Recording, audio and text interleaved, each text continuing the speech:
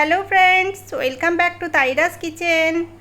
আজকে আমি মুখে লেগে থাকার মতো দারুণ টেস্টি মালপোয়া রেসিপি আপনাদের সঙ্গে শেয়ার করব।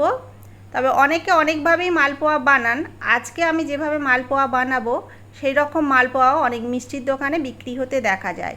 এই মালপোয়াটা খেতে দারুণ লাগে, পার্সোনালি আমার ভীষণ ভালো লাগে।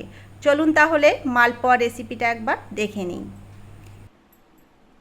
মালপোয়াটা বানানোর জন্য এখানে একটা বোল নিয়েছি, আর বোলের মধ্যে নিয়ে নিচ্ছি 1 বাটি ময়দা, ওজনে আছে 250 গ্রাম। আর দিচ্ছি 2 টেবিল চামচ সুজি, দিচ্ছি 2 টেবিল চামচ গুঁড়ো দুধ। গুঁড়ো দুধটা অবশ্যই দেবেন, তাহলে স্বাদটা ভালো হবে। এবার দিচ্ছি 2 টেবিল চামচ চিনি, দিচ্ছি সামান্য একটু লবণ, আর দিচ্ছি 1 চামচ ঘি। ঘি আর গুঁড়ো দুধ একসঙ্গে মিশিয়ে দিলে অনেকটা মাওয়ার স্বাদ পাওয়া যাবে। এবার হাত দিয়ে খুব ভালোভাবে মিশিয়ে নিয়েছি। এবার আগে থেকে জাল করা দুধ ঠান্ডা করে নিয়েছি।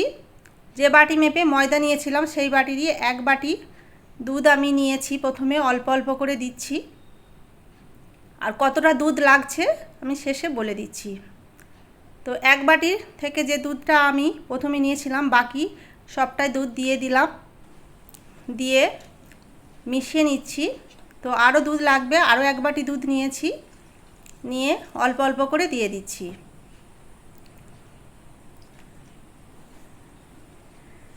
খুব ভালোভাবে মিশিয়ে নিয়েছি। তো এখন আমি আপনাদেরকে দেখিয়ে দিচ্ছি কতটা দুধ লেগেছে। মোট 2 বাটি দুধ থেকে আমার এতটা দুধ বেঁচেছে, মানে 1.5 বাটির মতো দুধ লেগেছে। এবার ঢাকা দিয়ে 30 মিনিটের জন্য রেস্টে রেখে দেব।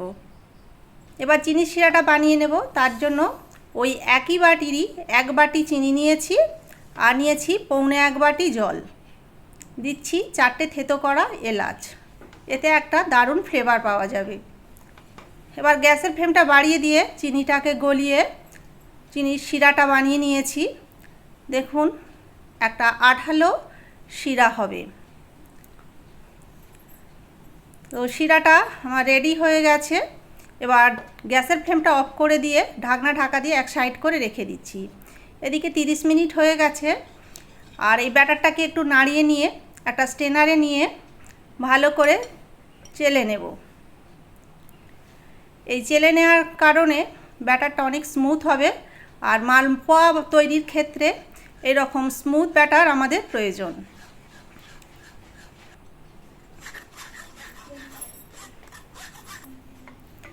দেখুন ব্যাটারের ঘনত্বটা ঠিক এই রকম হবে।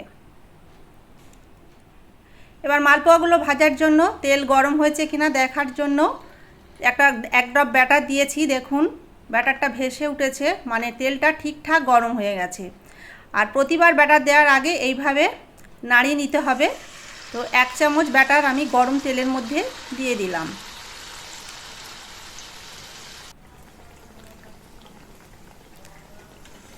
তো এক সাইড হয়ে গেছে, অন্য সাইডটা আমি উল্টে দিচ্ছি। এই মালপোয়াটা খুব একটা ফুলবে না, এটা একটু এরকম চ্যাপটার মতোই হবে। এইভাবে তেল উঠিয়ে উঠিয়ে একটু ওপরে দেওয়া হবে। আরও একবার উল্টে দিচ্ছি। 1 থেকে 2 বার এইভাবে উল্টে নিলেই মালপোয়াটা ভাজা হয়ে যাবে। তো মালপোয়াটা ভাজা হয়ে গেছে, আমি তেল থেকে তুলে নিয়ে ডাইরেক্ট গরম শিরার মধ্যে দিয়ে দিচ্ছি। শিরাটা ঠান্ডা হয়ে গেলে আপনারা অবশ্যই গরম করে নেবেন। আরও একটা দেখিয়ে দিচ্ছি। তো ব্যাটারটা তেলের মধ্যে দিয়ে দিয়েছি, তারপর উল্টে দিচ্ছি। ধারগুলো যখন এই মালপোয়া ধারগুলো যখন একটু লালচে হয়ে যাবে তখনই বুঝবেন যে এটা হয়ে গেছে। এইভাবে তেল ঝরিয়ে তুলে আমি চিনির শিরার মধ্যে দিয়ে দিলাম।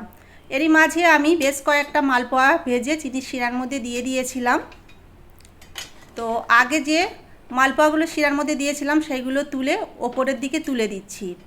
তবে বেশি গাদাগাদি হয়ে গেলে আপনাদের যদি অসুবিধে মনে হয়, তবে আগের মালপোয়া যে চিনির রসে দিয়েছিলাম সেগুলো তুলে নেবেন, বাকি ভেজে আবার চিনির শিরার মধ্যে দিয়ে দেবেন।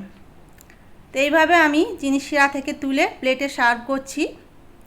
ভিডিওটা কেমন লাগলো অবশ্যই কমেন্ট করে জানাবেন, আর ভালো লাগলে প্লিজ লাইক, শেয়ার এবং চ্যানেলটা অবশ্যই সাবস্ক্রাইব করে নেবেন।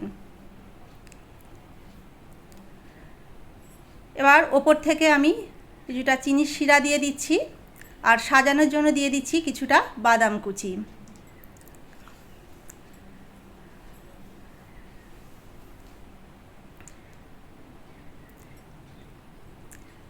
দারুণ হয়েছিল খেতে, আর দেখুন কতটা লোভনীয় হয়েছে, একদম নরম সফট হয়েছে। আপনারা এইভাবে একবার বাড়িতে অবশ্যই বানাবেন, বানিয়ে আপনাদের কেমন লাগলো অবশ্যই আমাকে কমেন্ট করে জানাতে ভুলবেন না।